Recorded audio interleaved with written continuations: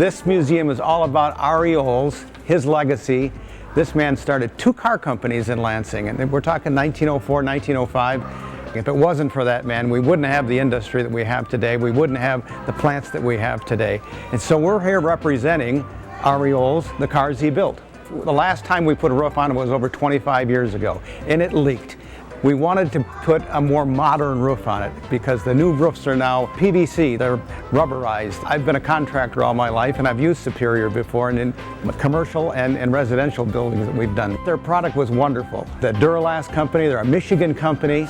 They had representatives out here during the job, after the job. It was fantastic. And it's not just the product that they sell and the people putting it on.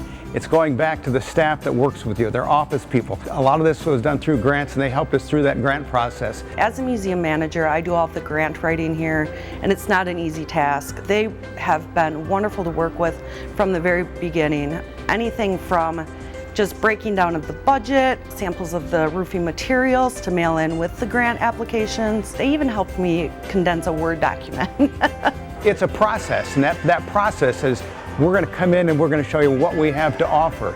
And we've got a product here that could meet your needs, but maybe you want something a little better, or maybe your roof is such that you have to have a different product on the roof because it's a barrel-shaped roof. Well, they went over all of that with us to make sure we were getting the right product for the building. All the installers, they're all trained before they get up on a ladder and get on a roof and do these things. So they're very, very experienced mechanics. Superior Services is definitely the company that you want to hire to do your roof. They have been amazing to work with from the very get-go. Everything from the insulation materials to the roofing materials. Even the workers that were here were incredibly professional, updating us on things that were going on. They came back after the fact to check on the roof. There's pieces in here that are priceless, and we have to protect those from the elements.